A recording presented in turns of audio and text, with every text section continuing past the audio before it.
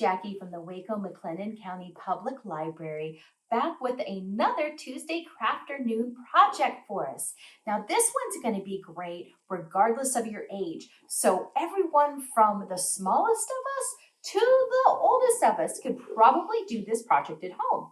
Although, if we are kind of on the younger end, we might need some help from our grown up for some of what we're going to be doing today, but I promise everything is easy and lots of fun. So in order to get started on today's project, we'll get a little introduction to it. I'll show you some examples and show you how I work on them. What we're going to be doing today is something called yarn painting. Now, when we think of painting, we usually think of paints like watercolors or oils, maybe a canvas or a piece of paper, and we use a brush to do that. Well, today we're going to expand our creative juices and think about yarn as our paint instead of something that we would wrap a brush in.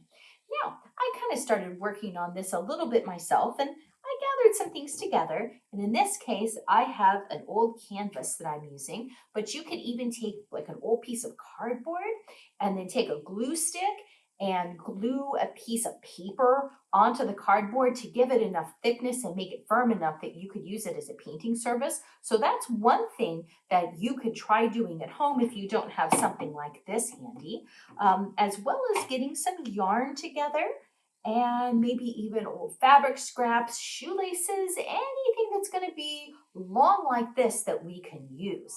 Scissors and then some glue.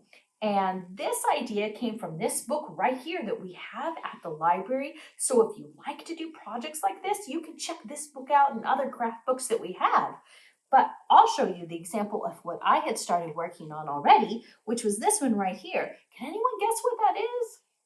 I hope you guessed a sun because that's what I was trying to do. And I used for my inspiration on how I put the yarn down from a very famous artist called Vincent Van Gogh.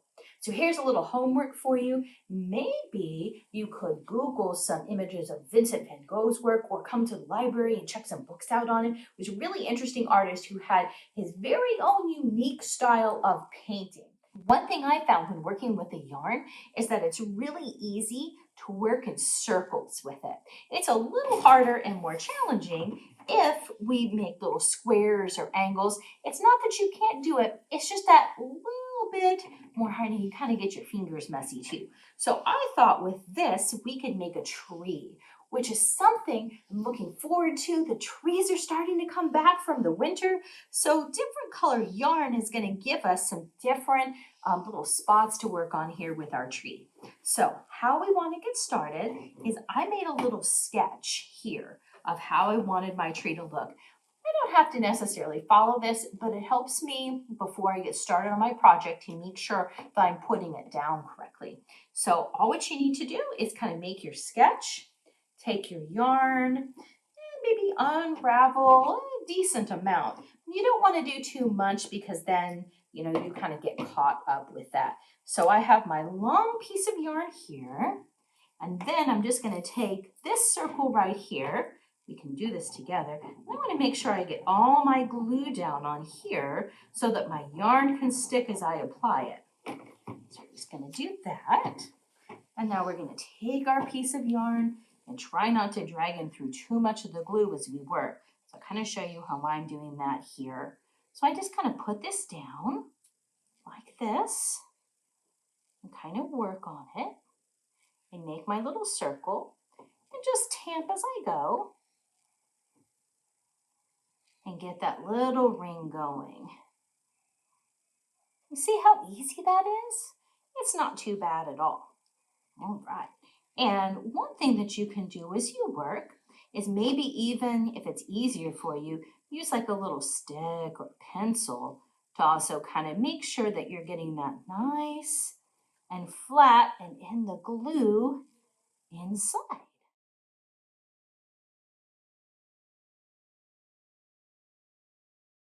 And we're going to go ahead and we'll finish this one up right here.